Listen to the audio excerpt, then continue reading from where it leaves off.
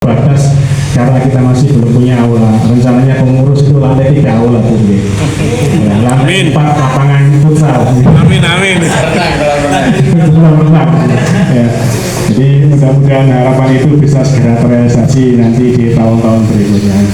Terima kasih, itu yang bisa kami sampaikan. Wassalamualaikum khairan. Assalamualaikum warahmatullahi wabarakatuh. Waalaikumsalam. Alhamdulillahirrahmanirrahim. Assalamualaikum warahmatullahi wabarakatuh. Lidhulullah dini kulihi wa kafatillahi syahidah. Asyhadu an la ilaha illallah wa asyhadu anna Muhammadan abduhu wa rasulullah nabiyya ba'dah. Allahumma sholli ala Muhammad wa ala ali Muhammad kama shallaita ala Ibrahim wa ala Ibrahim innaka Hamidum Majid ya muqallibal qulub sabbir qalbi ala dinik wa ta'atik. Yang sama-sama kita hormati narasumber kita Ibu Dr. Aktim Wahyuni, Magister Agama yang asli Bangladesh ya, asli Lamongan kampung yang kebetulan domisili di Sidoarjo, dan beliau saat ini menjabat Wakil Ketua Majelis Tikdasmen dan PNF Pimpinan Wilayah Muhammadiyah Jawa Timur. Yang sama-sama kita hormati sesepuh dari Muhammadiyah Bedahan, termasuk dari ranting Muhammadiyah Pausan, ranting Muhammadiyah Soko. Yang sama-sama kita hormati segenap jajaran pimpinan ranting Muhammadiyah Bedahan. Harusnya tadi Pak Makfur ya, ketua rantingnya yang sambutan.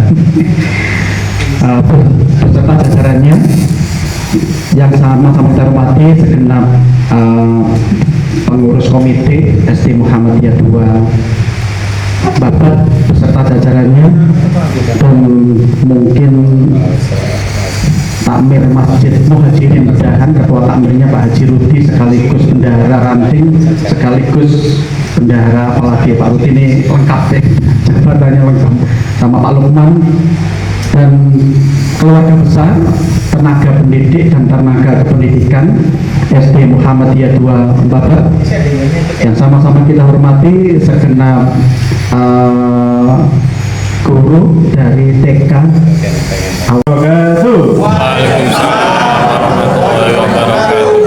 Ini sambutan pulau salam tempat seminar kita moderator. Alhamdulillah wa syukurillah la haula wa la quwwata illa billah. Ibu Bapak peserta seminar pendidikan yang kami hormati, sebelum materi disampaikan saya bacakan kurikulum vitae-nya. Nama lengkap Aktim Wahyuni, tanggal lahir 20 Maret 1973, pangkat dan golongan lektor kepala 4A. Lektor ini apa? Letnan.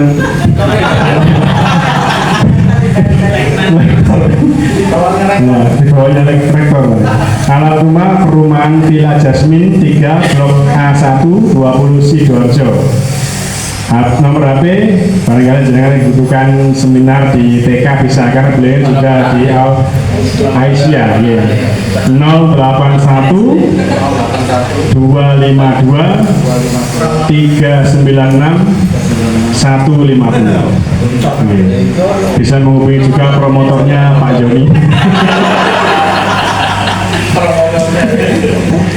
Riwayat pendidikan S1 di Universitas Sunan Ampel Surabaya, bidang ilmunya pendidikan agama Islam, lulus tahun 95.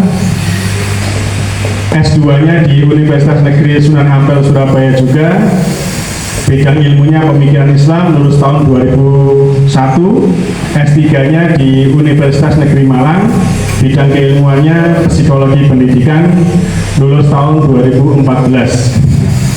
Ini beliau S3, ini saya S2 bukunya, SE SPD. Ya, pengalaman pengabdian di masyarakat ini banyak sekali, mulai tahun 2020 sampai 2012 sampai sekarang juga ya, sebagai sub resipien TB HIV Care Aisyah Jawa Timur Terus sebagai trainer di Juspala, Majelis Didasmen dan PNF Pimpinan Wilayah Muhammadiyah Jawa Timur, asesor Sekolah Unggul Muhammadiyah, sebagai reviewer Jurnal Psikologi UII dan Personal Untak, sama peneguhan ideologi Muhammadiyah berbasis online dengan pendekatan experiential learning. Ya. Publikasi dan artikel banyak sekali artikelnya, nanti bisa di browsing ya, di berbagai macam artikel ada di Proceeding, nama jurnalnya Proceeding ICIGR ya. Terus di Kreatif Online, di Manazim, Obsesi, Al-Islah banyak, terus nama majalahnya ada di Urona Books, Umsida Press, Klinik Pendidikan IPA dan Umsida Press lagi ya. Pakai burung ini. Ya, ya. Makalah juga banyak ya. Nah, ini mata kuliah yang diampu, beliau juga dosen. Ada pengembangan bahasa anak usia dini, bermain dan permainan anak usia dini, pengembangan fisik motorik anak usia dini, dan juga psikologi kepribadian. Pengalaman kerja sebagai Wakil Direktur 3 Bidang Kemahasiswaan Akademi Kebidanan Siti Khotijah, Sidoarjo, Wakil Direktur 2 Bidang Keuangan Kepegawaian dan Satpas di Siti Khotijah juga, terus Dekan Fakultas Keguruan dan Pendidikan di Universitas Muhammadiyah Sidoarjo, Wakil Rektor 1 Universitas Muhammadiyah Sidoarjo, dan Dekan Fakultas Psikologi dan Ilmu Pendidikan Universitas Muhammadiyah Sidoarjo. Kegiatan non formal sandwich live program di Ohio State University USA. Wah, USA. Tepuk tangan. Ini ada di Australia juga, ada di Abu Dhabi ya, orang banyak sekali ya. Jadi mudah-mudahan ilmunya bisa kita serap, kita manfaatkan hari ini. Monggo panjenengan nanti kalau mau bertanya silakan ya. Nah, beliau nanti akan memaparkan dalam peningkatan mutu tata kelola dalam mewujudkan sekolah yang berkemajuan dan berdaya saing. Nah, di sini Bu, di sini pesertanya tidak hanya dari SD, juga ada dari pengurus, ada dari ranting, ada dari komite, ada juga dari TK. Barangkali bisa sinergi bagaimana nanti siswa-siswi TK yang ada di Laosan, Bedalan, Soko ini bisa tercover semua. Bagaimana caranya? Assalamualaikum warahmatullahi wabarakatuh.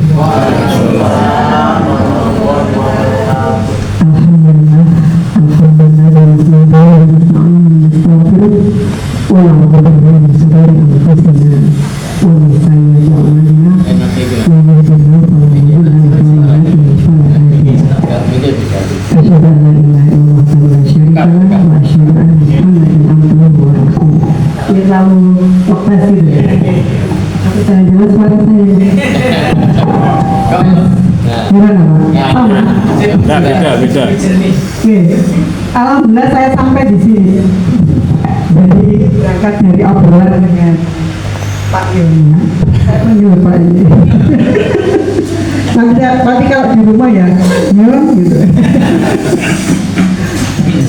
Ngobrol-ngobrol. Mungkin karena sering lihat saya isi kegiatan di mana gitu ya. Terus mau komisi di Masjid Muhammadiyah Babat gitu. Oke, saya bilang gitu. Kebetulan juga ada kegiatan yang nanti akan saya hadiri juga gitu ya. Jadi senyampang ada kegiatan dan hari ini bisa dimaksimalkan untuk sebuah kegiatan gitu. Bapak Ibu sekalian, tentu saya merasa bahagia gitu ya berada di tengah-tengah Bapak Ibu sekalian, baik dari pimpinan ranting, kemudian komite sekolah, pengelola sekolah, baik SD maupun TK Aisyah, juga komite sekolah. Jadi stakeholdernya lengkap, bahkan ada siswanya gitu ya. Calon siswa SD dan ada dari TK juga, berarti sudah lengkap stakeholder sekolah untuk diperlukan Muhammadiyah ini. Tepuk tangan buat kita semua. Artinya Bapak Ibu semua, gitu ya. Pertama saya ini ketika bikin flyer ya, ada koreksi. Jadi segala yang kita lakukan itu harus bermakna branding. Yang kita branding itu apa? Sekolah. Maka sekolah itu yang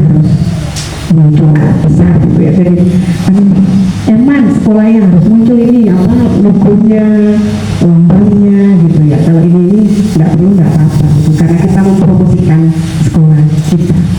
Jadi segala sesuatu itu fungsinya promotif. Padahal yang kecil pun itu kita sudah berpikir adalah untuk promosi sekolah kita, gitu ya. Yang lain-lainnya, gurunya sebagai promotingnya sekolah, kepala sekolahnya, sarprasnya, dan seterusnya gitu. Tapi tidak mungkin kita kaji semuanya hari ini, beda harus one by one gitu. Suatu hari kita ngobrol tentang apa, ngaji tentang apa, dan seterusnya. Dan di kesempatan hari ini saya memberikan materi tentang peningkatan mutu SDM dan tata kelola pendidikan Muhammadiyah di era Society 5.0 menuju sekolah berkemajuan dan berdasarkan. Ada mutu SDM. Jadi sebagus fisik kita apapun bentuknya, tapi kalau SDM kita tidak bagus, sekolah itu juga tidak akan bagus. Maka kunci utamanya di apa? SDM.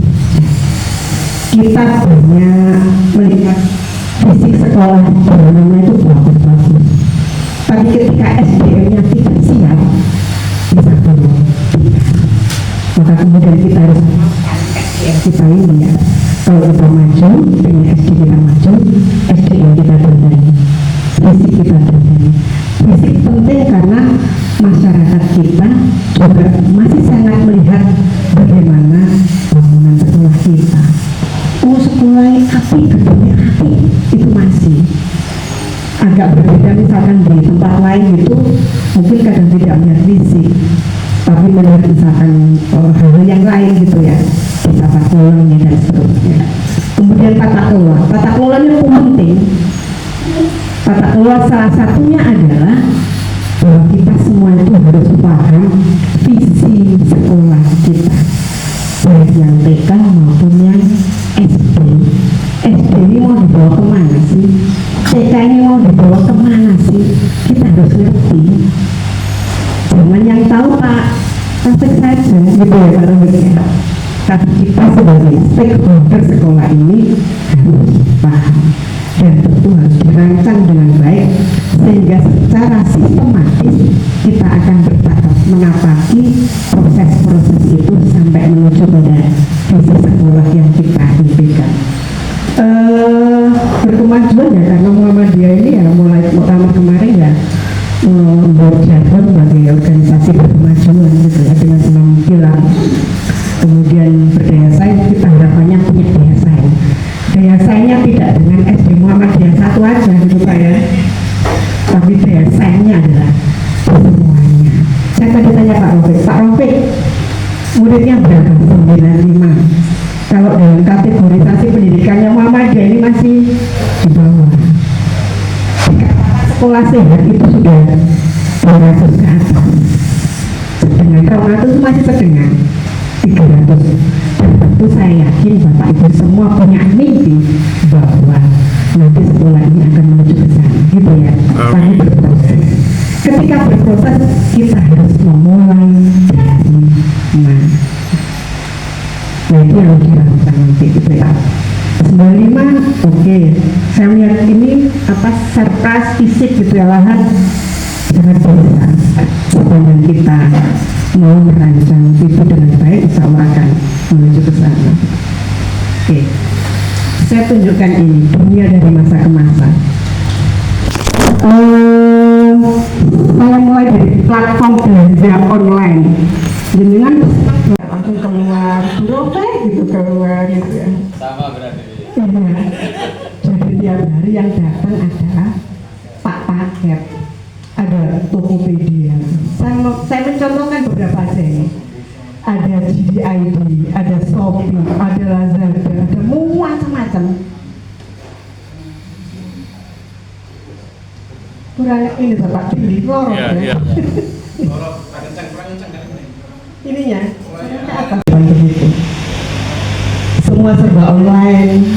Dulu ketika mau ke Surabaya harus keluarkan uang cash. Tapi sekarang udah ada ini meskipun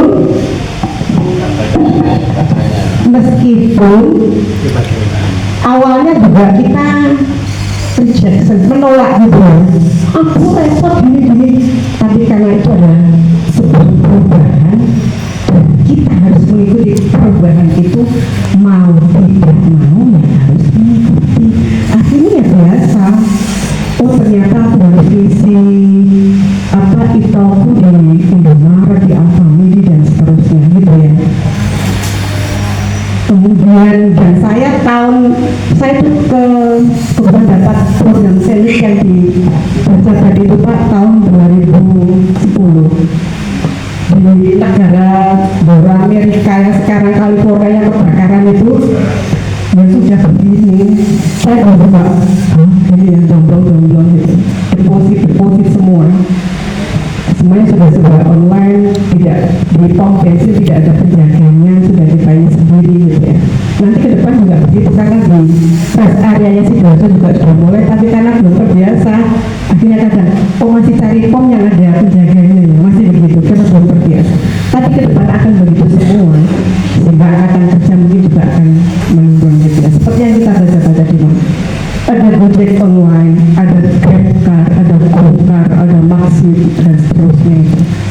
Yang semuanya memudahkan kita hanya dengan lewat ini semuanya ada. Kemudian m-banking, kita tidak perlu ke bank mau ambil duit, mau belanja, mau apa-apa gitu ya. Tinggal pencet-pencet sudah. Arahnya adalah ke e-money gitu ya, nggak perlu bawa uang cash.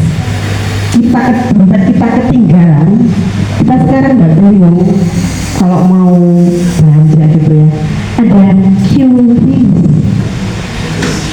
tidak harus di Alfamidi, tapi warung-warung itu sudah cilok pun nanti bisa jadi begitu Pak gitu.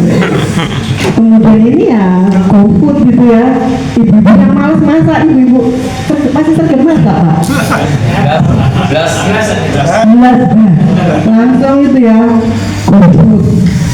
Segala macam ada yang paling terdekat, yang paling live dan seterusnya. Intinya apa? Perubahan. Jadi kita harus siap berubah. Tidak stay pada zona nyaman, nilai iki harus mlaku kok. Seringkali kita begitu. Dipikir boleh, ketika boleh sudah sampai bolehnya kita baru kelabakan. Oh sajane ini. Dan tidak ada yang kemudian getung itu di depan gitu ya. Getung tiba hanya sederhana gitu aja dari penataannya, karena kita itu seringkali merancang sesuatu itu sesuai dengan keadaan kita gitu ya saat ini, bukan visi kita. Maksudnya apa Bapak Ibu kira-kira? Contoh bangun di rumah kita gitu aja ya. Saya termasuk gitu ya, kamar mandi saya itu pindah berapa kali Pak Yoni karena tidak futuristik. Akhirnya botol terus, padahal itu juga membuang dana, membuang waktu, membuang tenaga. Tapi kalau kita punya visi ke depan, tentu kita akan merancang dengan baik. Step-by-stepnya bagaimana? Kita tidak berbisik merancang ini dulu gitu ya. Oh ini bisik, habis itu oh ternyata kok ini ya, ganti lagi dan seterusnya. Jadi itu adalah bagian bagaimana kita merancang itu. Dan visi sekolah itu juga begitu, sama. Harus ini dulu. Karena punya uangnya sekian. Oke, punya uangnya sekian, tapi kalau berancang berarti harus melihat prioritasnya dulu. Oh ini dulu ya. Saya melihat rancangan tadi. Ini handphone gitu ya. Bapak Ibu sudah ganti handphone berapa kali? 2 kali. Berapa nih Pak? Sejak lahirnya handphone? Oh luar biasa. 3 kali ya. 6 kali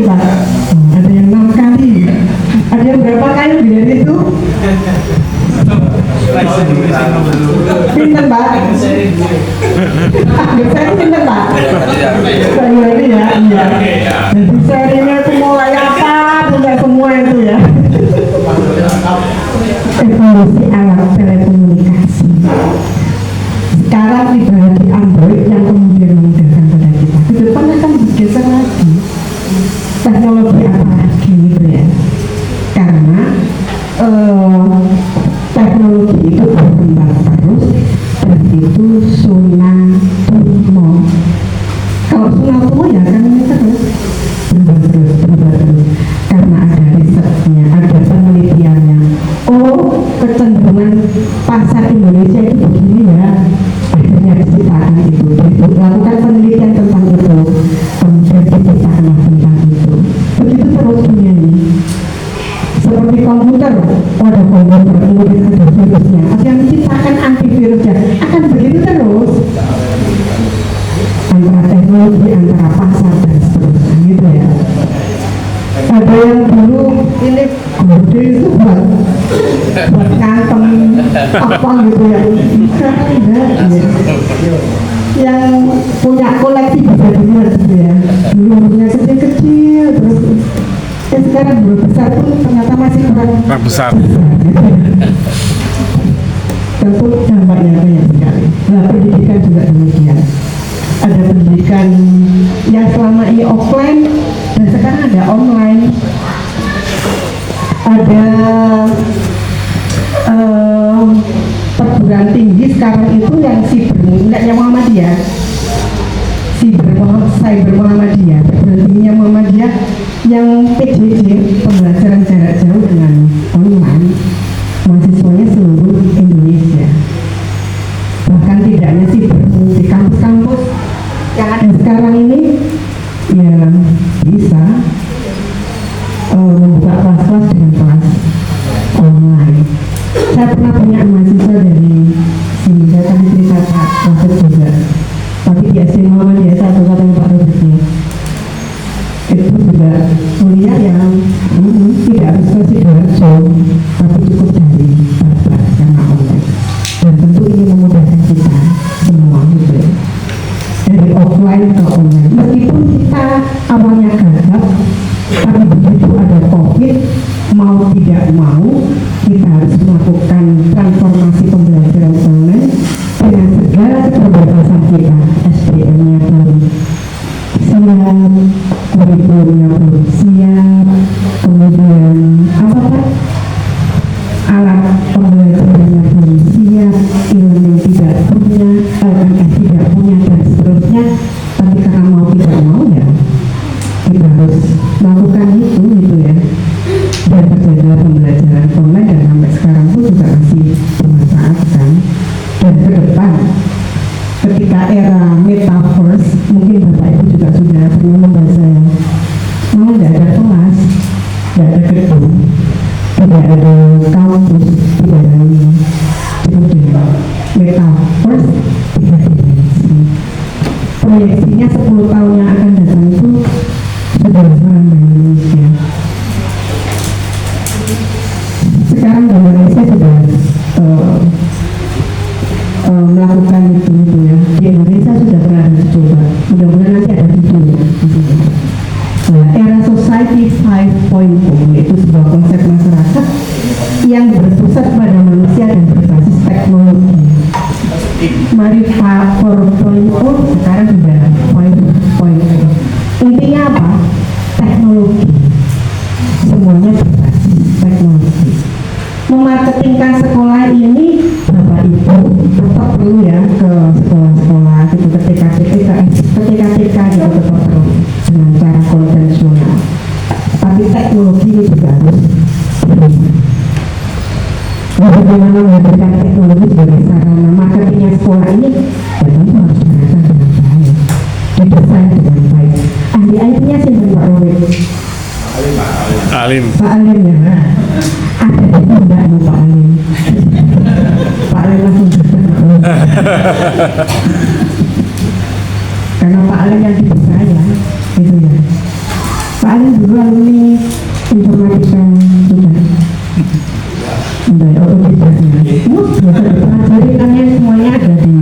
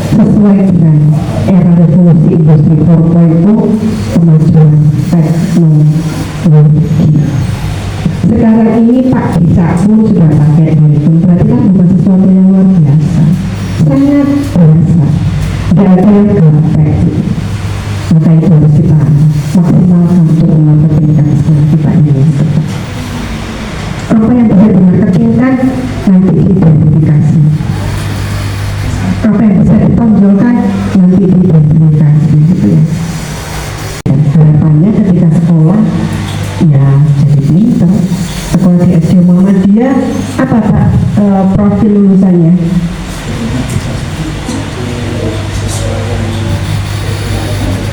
Ya. Jadi siswa yang berperilaku baik, terus unggul apa Pak? Prestasi akademik dan non akademik, terus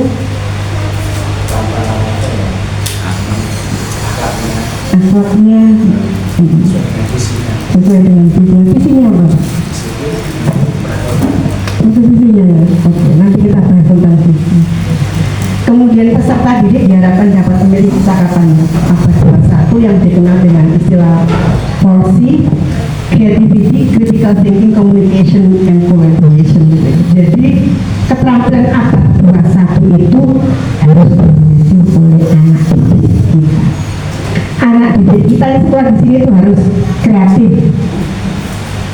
Kreatif dalam bidang apa ya? Itu kan harus dirancang. Critical thinking, memiliki pemikiran yang kritis.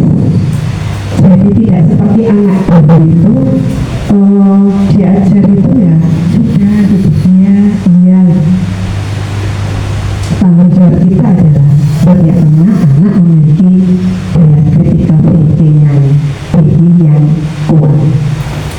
Jangan sampai kemudian ditanya gitu terus dia tidak berani angkat tangan, kemudian takut berguru atau tak guru.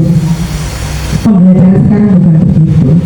Justru harus melahirkan anak-anak yang memiliki critical thinking yang tinggi. Dua yang kata.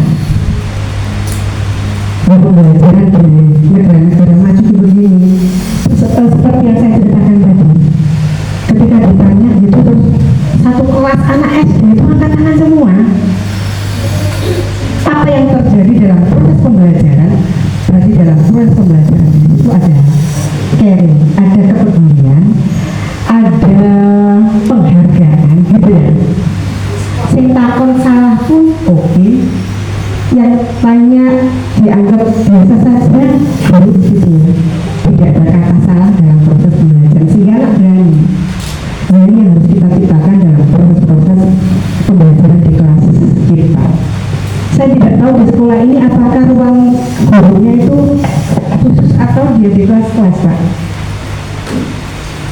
Di kelas, Ya.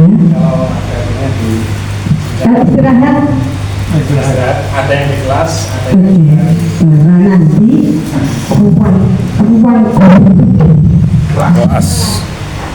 ruang guru di kelas. Kaitan apa? Terkait dengan proses kita caring pada peduli pada anak tadi. Kalau guru di kantor, ketika dia membutuhkan sesuatu mau ke kantor itu tidak berani, takut gitu, bukan. Tapi ketika dikelaskan bersama guru dan menjadi ibunya, dia kan dan itu bagian dari proses-proses menciptakan tadi. Anak menjadi baik, anak menjadi apa? Komunikasi yang bagus gitu ya. Dia itu hal sederhana tapi kadang kita tidak berpikir sampai ke sana. Istirahat jadi langsung ayo ke ini gitu ya.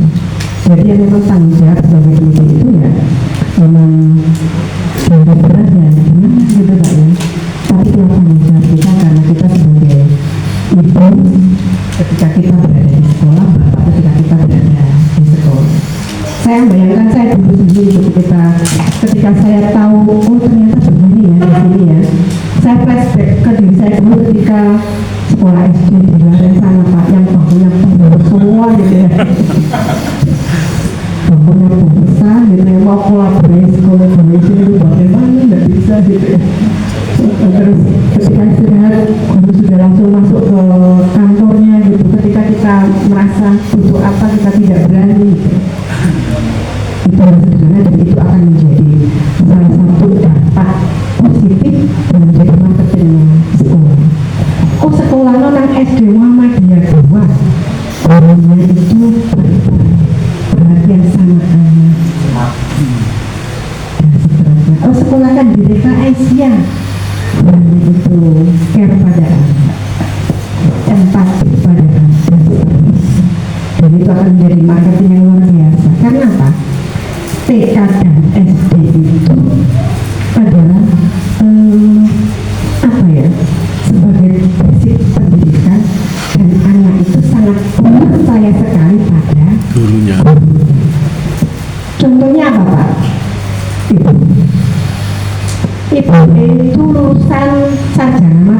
sertifikat gitu ya. Terus diajar di sekolah, dapat tugas PR di rumah. Nah, ibunya dalam matematika itu tidak dipercaya sama anaknya, lebih percaya pada Gurunya. Wah, my teacher is everything. Guru itu segalanya bagiku. Sampai pada dandanannya itu melekat pada anak. Pak gurunya yang rapi seperti Pak Ali gitu ya. Dia namanya siapa aja saya belum kan baru kenalan gitu ya. Rapi itu menjadi bagian dari marketing kita gitu ya. Sederhana tapi insya Allah punya impact luar biasa. Ketika kita bisa melakukan sesuatu yang luar biasa dari hal yang sifatnya psikologis ini kan berpengaruh pada semuanya ekonomi. Akhirnya gurunya ibunya itu perhatian sama gurunya, otomatis itu. Ketika kita perhatian pada anak wali murid itu akan perhatian pada dan akan meningkatkan partisipasi wali murid pada sekolah. Otomatis gestur kita ini walaupun kalau tidak suka kan tidak harus ngomong dengan kata-kata ya, tapi itu benar-benar gitu ya. There's non-verbal communication. Itu adalah non-verbal communication atau mindset gitu ya tadi Pak ya, gitu ya. Dan suka atau mata kita gitu ya, mata kita kalau Melotot. apa terus dia ini cukup Melotot marah. berarti kan Bapak Ibu kalau di kelas contoh gampangnya gimana, misalkan saya ajar gitu ya, tapi saya kok tidak menarik buat anak-anak. Coba lihat anak-anak itu yang pakai jam tangan, dia akan lihat jam tangannya kan terbang, jamnya kok enggak nyampe Pak Ali kok enggak salam-salam gitu. Atau dia lihat pintu, dia mau bermain keluar, dia mau lari ke halaman sudah tidak tahan di sini. Itu adalah non-verbal communication. Jadi kita harus peka. Non-verbal communication lagi yang sangat yang sangat mendalam pada anak. Misalkan kita ngajar gitu ya, kita hampiri mejanya satu-satu. Ketika mengajar bukan ditinggal, bentar ya Bapak ada apa gitu ya. Tapi dilihat, oh iya Mas Alin gitu. Karena Pak Alin yang muda di depan gitu dan sederhana gitu. Kemudian ditepuk pundaknya, senang anak itu, kepalanya di Los. jadi itu yang harus kita sederhana, itu yang kita kuatkan gitu ya Pak ya. Ini akan menjadi brand yang Muhammadiyah salah satunya. 3 hal yang harus dimanfaatkan guru adalah Internet of Things pada dunia pendidikan, tadi IoT, semuanya berbasis internet. Ini sudah free wifi gitu ya Pak Taufik ya. Anak-anak kalau mau belajar juga memanfaatkan itu gitu. Belum ya, oke, pasti nanti ke depan sampai ada virtual atau augmented reality dalam dunia pendidikan. Jadi media pembelajaran sudah berbasis iya nanti ke depan jalan-jalan gitu ya, karena mau jadi sekolah unggul. Nah unggulnya itu makanya saya tanya unggul apa Pak? Oh unggul ini. Kemudian pemanfaatan AI, artificial intelligence. Sekarang Bapak Ibu di TikTok itu selalu melintas. Ya.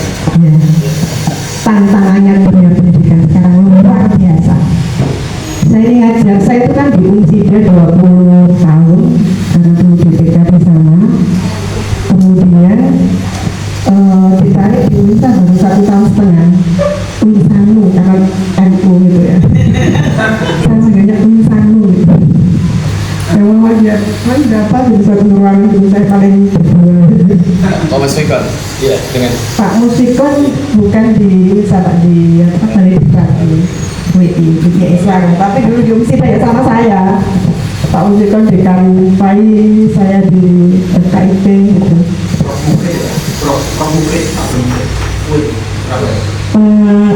Mungkin yang tuh di Pak ini.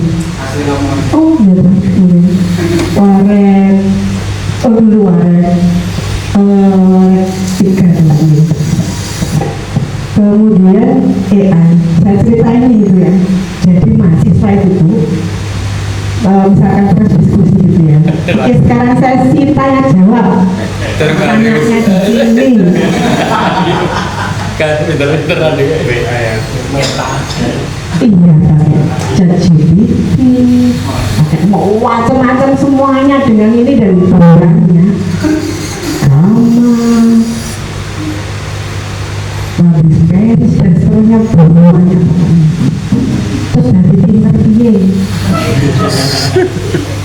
pinter ya tetap HP ini.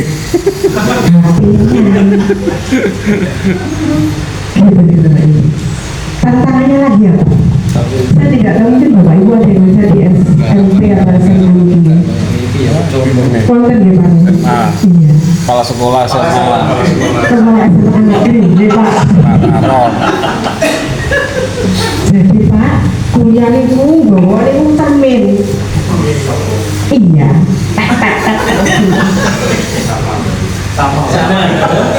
Yang dibawa dari sekolah dibawa ke kampus. Iya.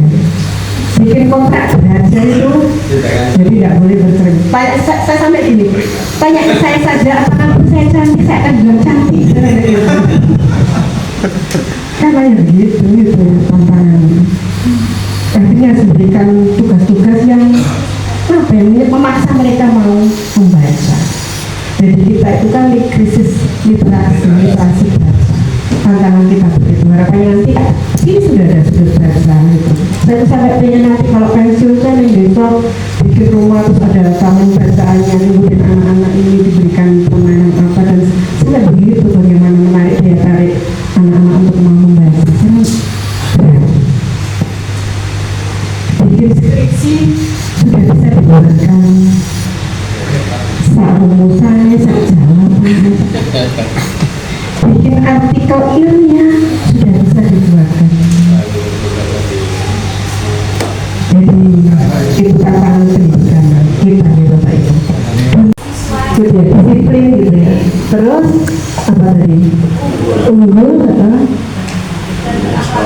dan berakhlakul karimah. Oke. Sampai tahun berapa itu Bu?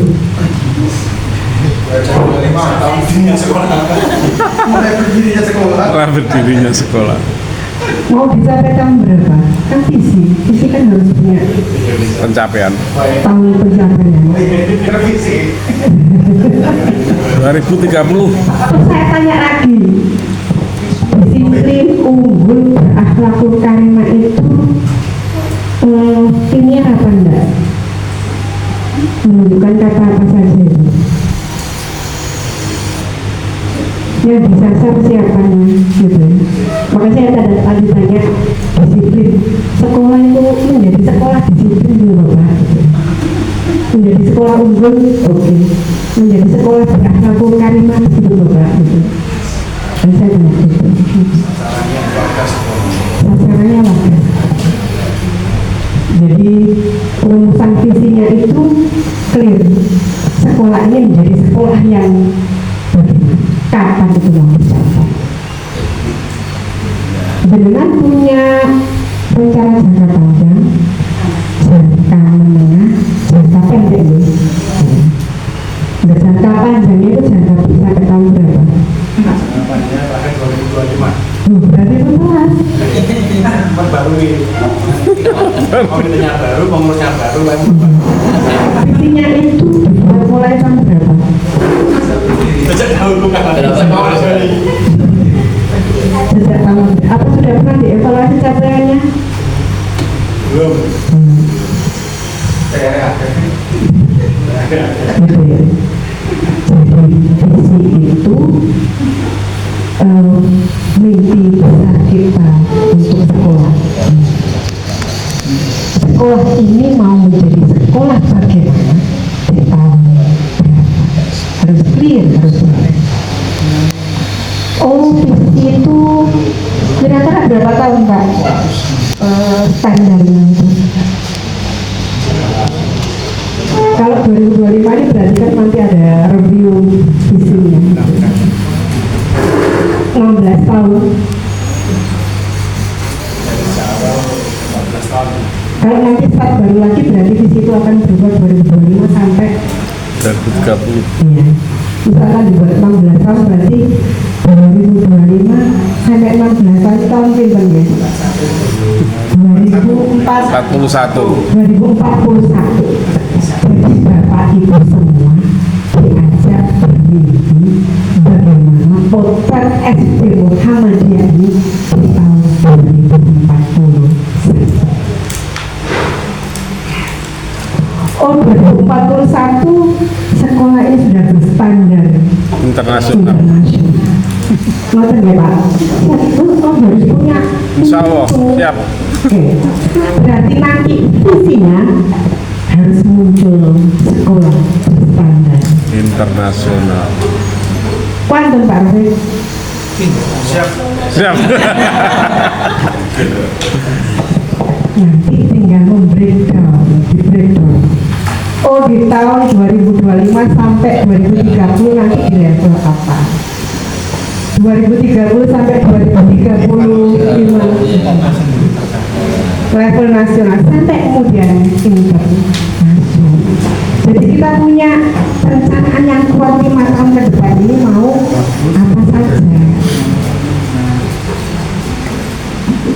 Tidak, oh tahun ngarep ini akhir. Bukan begitu perencanaan. Setahun ke depan ini kita sudah jelas karena kita sudah punya rencana jangka panjang, jangka menengah, dan tahunannya. Oke, proporsi ini Indonesia itu masih begini loh Pak. Malaysia sekolah yang tingginya Indonesia masih 7,20%, Malaysia sudah 20,sekian persen. Menengahnya Malaysia tinggal 22 ini gitu ya. Kita yang dasar jadi kewali itu. Kalau dulu orang-orang Malaysia sekolah ke sini, saya dulu tahun 2000 pinten ya. GLB itu di Winsah itu ya, sudah punya banyak mahasiswa Malaysia. Sekarang kita itu meluar kemana-mana karena untuk menarik orang asing ke sini susah.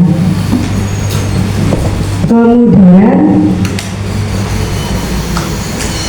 jadi kalau di Indonesia yang lulusan SD-nya ini SDM-nya ini masih besar. Makanya cukup makan gratis gitu ya, karena kita masih di sini.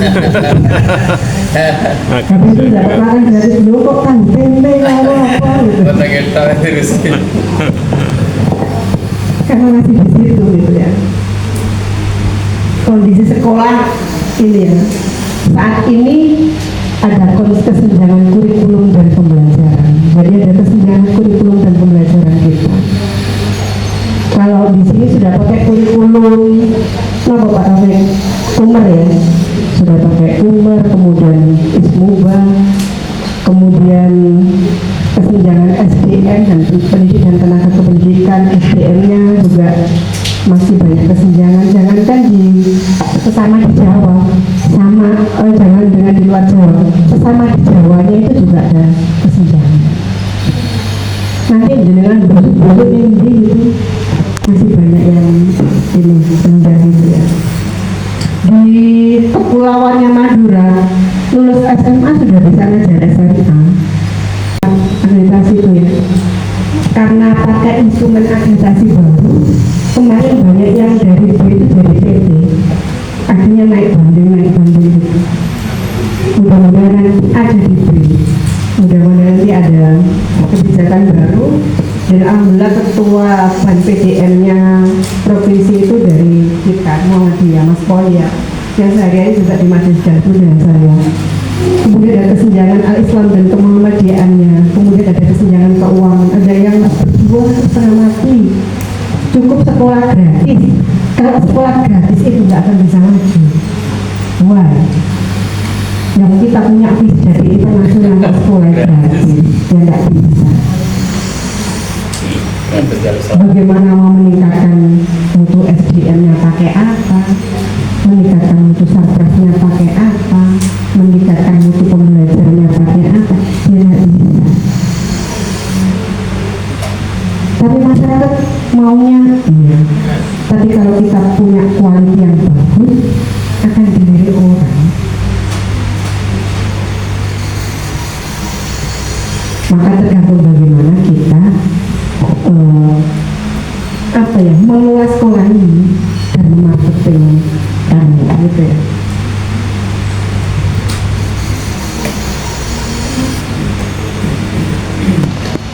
Oke. Kemudian mengapa harus merancang pengembangan sekolah? Jadi pimpinan sekolah harus ini di PHIWM mengelola AUM nomor 4 ini ya, Bapak Ibu. Mungkin kalau Bible Arkom juga sudah sering membaca ini. Pimpinan sekolah harus selalu berusaha meningkatkan dan mengembangkan sekolah dengan sepenuh hati sehingga mempunyai keunggulan dan berdaya saing tinggi. Makanya harus berdaya saing tinggi. Jadi kalau tidak bisa meningkat, ya sudah. Cari yang bisa meningkatkan dan mengembangkan, kan begitu ya. Kalau kita lihat Pak Rofik sampai ini periode ketiga Pak ya, kedua ya. Baru 2 bulan. Karena Pak Rofik dianggap sebagai orang yang bisa mengembangkan dan meningkatkan sekolah ini gitu ya. Dengan sepenuh hati sehingga mempunyai keunggulan, meskipun tadi masih harus meraba ya keunggulannya. Saya mau tanya kira-kira teman-teman dulu Pak Guru yang Bapak Ibu ketahui di sini unggulnya apa? Kenapa? Jamaahnya Keagamaannya apa?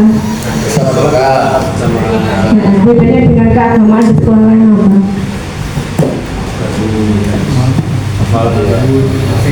Yang lainnya tidak ada, saya kita sini kan. Kita sini tidak ada. Oke, saya sambung. Yang lainnya apa? Ya kalau menurut saya yang bisa kita sendiri itu jarang sekali ada lembaga yang satu komplek dengan masjid kampung misalnya itu kita. Kalau Itu yang jadi branding.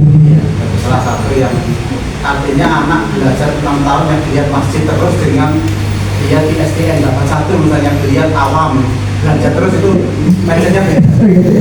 Jadi dia Oke, dari masjid dan sekolah yang berdampingan kemudian produknya apa?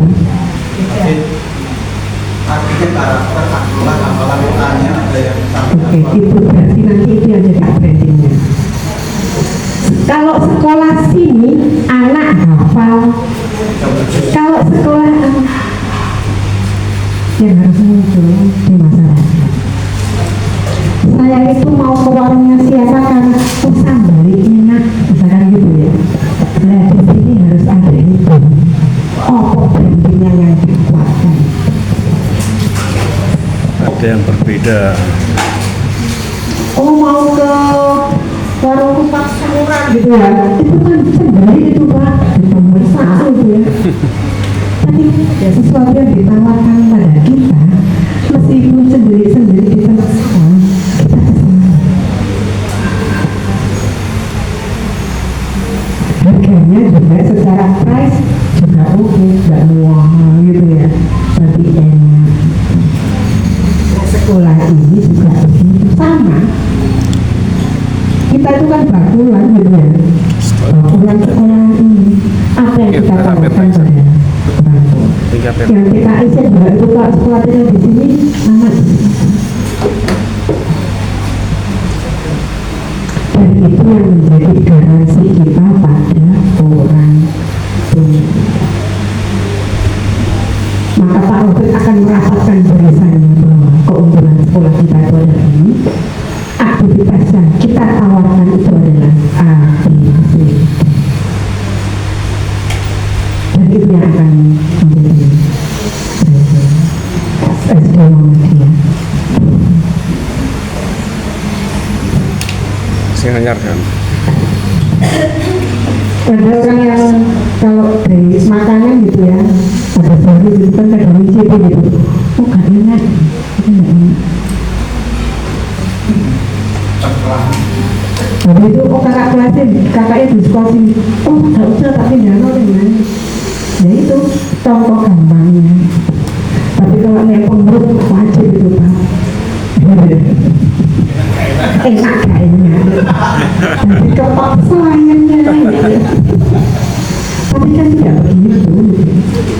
Karena sekolah ini konsumen kita bukan hanya pengurus, tapi semua.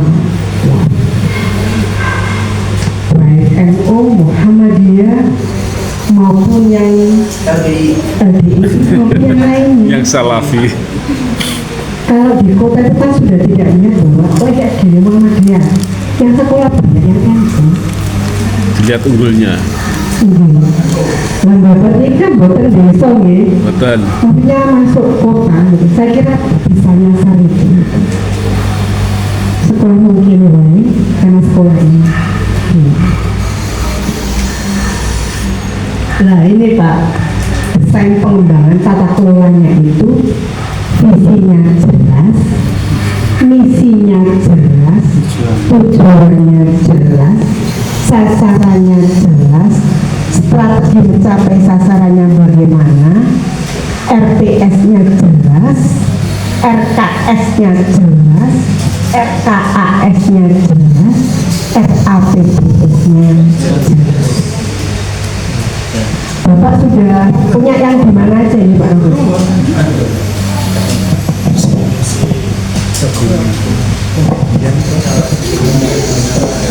Visi misi tujuan sasaran RPS-nya belum ya, terus RKS-nya belum, terus terus apa LKAS ada ya tahunan, terus oh gitu ya. Amin, alhamdulillah. Membuat visi-misinya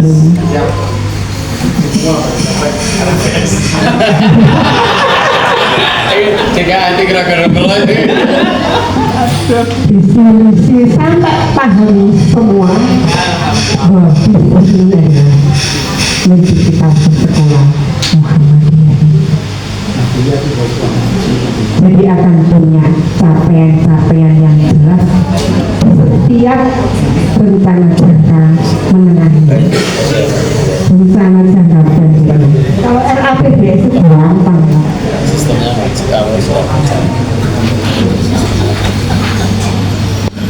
dan tentu kita harus bersama-sama gitu ya. Bukan mimpinya pengurus saja dan bukan mimpinya Pak Romi, tapi mimpi seluruh warga. Jadi harus bersama-sama. Dan ketika ini terjadi, tentu seluruh dokumen tata kelola juga akan mengikuti. Jangan takut kalau ada Pak Romi saja, bukan. Ketika kita menjadi pimpinan sekolah itu dan kita harus menjadi bagian dari sekolah, kita itu membangun sistem. Membangun sistem itu bagaimana? Ada atau tidak ada Pak Rofik, sistemnya jalan. Kepala sekolahnya Pak Rofik atau tidak Pak Rofik jalan. Karena tadi visinya jelas, misi jelas, sampai sini jelas. Tapi kalau tidak jelas ya akhirnya bingung terus gitu ya. Tapi kalau semua jelas, sistemnya akan jalan. Ketika misalkan nanti saya tidak tahu Pak Rofik sampai periode 3 atau periode 4 atau periode 5 gitu kan. Yang pasti harus ada kaderisasi. Ketika sistem jalan, kaderisasi itu pasti ada. Kita tidak perlu mari disorong, tapi ketika tidak jalan ya kita akan diminta bersama. Ketika sistem jalan, ngerti oh yang kemarin tonggak pertama yang dicapai sebelum Pak Rofik itu siapa sampai sini. Begitu Pak Rofik jadi kepala sekolah kan dengan melanjutkan karena sudah ada jalannya. Tapi karena tidak ada jalannya, Pak Rofik bingung gitu ya. Lewat ini gitu ya. Karena tidak ada roadmap, peta jalannya tidak. RKS-nya tidak punya. RKAS lah, bikin RKAS acuannya apa? Hanya begitu ya. Padahal RKAS itu mengacu pada ini dan larinya akan ke sini. Maka tadi saya tanya dicapai tahun berapa Pak? Karena dulu mungkin tidak ada pokoknya membuat. Nah ke depan harus punya itu. Dan musyawarah bersama sekolah ini akan kita wujudkan menjadi sekolah yang standar nasional atau kita bisa menjadi standar internasional. Kemudian kita akan breakdown gitu ya, kita akan apa bahasa breakdownnya Jawanya itu ya, kita akan preteli gitu ya. Terus Pak, kita akan preteli setiap tahunnya untuk mencapai ke internasional yang 2041 itu dengan tahapan apa saja. Oh, unggul prestasinya, prestasi di tingkat kecamatan, kabupaten, provinsi, nasional, internasional. Internasional sampai apa ya? Oh, Asia saja atau ASEAN. ASEAN sama Asia itu luasan mana Pak? Asia. Luasan Asia deh.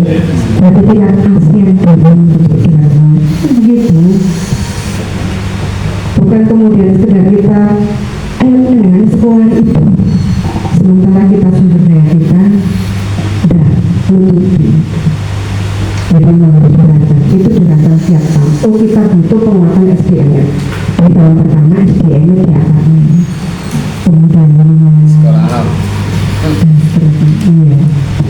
Dan investasi itu Bapak Ibu sesungguhnya bukan hanya investasi sarana prasarana, tapi investasi SDM.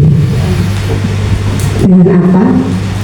Melakukan peningkatan penguatan pada SDM yang kita miliki lewat berbagai kegiatan baik formal maupun non formal, lewat workshop, karya dan seterusnya maupun ke jenjang pendidikan formal S2 dan lain sebagainya. Jadi Bapak Ibu pengurus juga harus memikirkan itu, gitu ya, karena menjadi tanggung jawabnya pengurus juga gitu ya. Meskipun tadi berat sampai 7 hari istimewa, tapi begitu istimewa yang muncul ada Pak diterima gitu ya. Akhirnya mau tidak mau diterima dan harus totalitas untuk melakukannya. Dan insya Allah ketika kita mau berikhtiar gitu ya, dengan sekuat tenaga pikiran didukung dengan SDM yang ada semuanya, insya Allah pasti akan ada jalan. Bapak Ibu, dan ini adalah simbol yang bekerja. Jadi bukan gontok-gontokan gitu ya. Kereta ini mau menuju kemana gitu ya. Ini royoan sebelah kiri ya, mesti ini nyambung gitu. Ini pengurusnya ke sana, ini sekolahnya kemana, itu enggak. Harus satu visi yang disepakati oleh seluruh stakeholder yang ada di sekolah. Building gitu ya. Semuanya punya ilmu semua ini Bapak Ibu. Bapak pengurus punya, komite punya pemikiran, Pak Rafiq punya pemikiran sebagai kepala sekolah, Bapak Ibu guru punya pemikiran. Tapi menjadi tim, menjadi satu kesatuan untuk mencapai visi sekolah. Bukan kemudian aku kan pengurusnya gitu, atau bukan saya ini kepala sekolahnya, bukan begitu. Karena visi adalah visi sekolah, bukan visi kepala sekolah, bukan visi pengurus. Terima kasih disampaikan ya, sudah banyak disampaikan. Ada beberapa catatan yang saya tulis. Ada kunci sukses sekolah itu ada SDM. Kalau dari 100% itu SDM adalah memang 60%, terus sarprasnya itu 25% dan kurikulumnya 15% kalau tidak salah. Yang disampaikan kemarin di Desmond seperti itu. Jadi meskipun bergonta-ganti kurikulum, kalau SDM-nya sudah siap, insya Allah siap. Ada di sekolah yang jelas, perubahan, terus marketing sekolah, ya. sekolah unggul dan target dan juga branding sekolah. Terus terang saja Bu ya, jadi sejak awal saya di sini saya bingung, sekolah dibawa kemana, emang bingung saya Bu, karena tidak punya pijakan, saya ke atas juga bingung, ke bawah juga bingung, jadi mulut dong, tidak sekebetulan sekolah ya. Alhamdulillah.